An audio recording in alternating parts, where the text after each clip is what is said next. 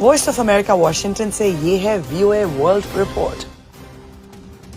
चीन ने जुमेरात को कहा है कि अमेरिकी सदर जो बाइडेन का पेंसिल्वेनिया में इंतखाबी मुहिम के दौरान चीन को नस्ली इम्तियाज पर मबनी या जेनोफोब कहना मुनाफिकाना रवैया है। सदर बाइडेन ने बुध को इसी तकरीर में चीनी स्टील कंपनियों पर धोखाधड़ी और गैर मुनसिफाना मुसाबकत का इल्जाम भी लगाया, जिसका मकसद पेंसिल्वेनिया में स्टील वर्कर्स को खुश करना था।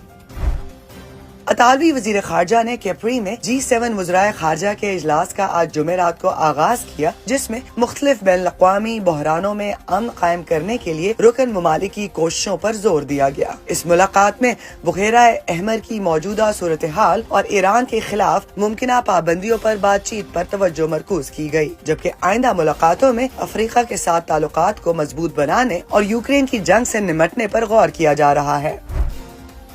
एमनेस्टी इंटरनेशनल ने कहा है कि उसने शुमाल मशरकी शाम में दाइश के हजारों मुश्तबा अरकान और उनके रिश्तेदारों को हिरासत में रखने वाले मराकज में तशद्दुद और तिब्बी देखभाल से महरूमी समेत वसी पैमाने पर ज्यादती के वाक़यात कलमबंद किए हैं। इन मराकज में तकरीबन 56,000 अफराद रहते हैं, जिनमें ज्यादातर बच्चे और नौउम्र हैं।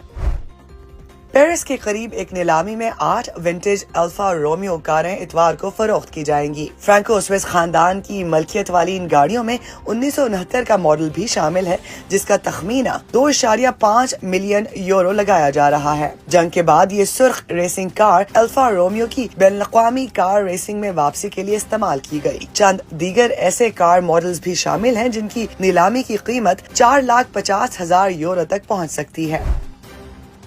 ये वोला नामी हाथी है जो मंगल के रोज रियासत मोंटाना की सड़कों पर घूम रहा था। मकामी मीडिया के मुताबिक हाथी एक गुजरती हुई गाड़ी से खौफजदा होकर अमेरिका आए हुए एक सफरी सर्कस के ग्रुप से फरार हो गया, जिसे बगैर किसी नुकसान के मरकज वापस पहुंचा दिया गया है।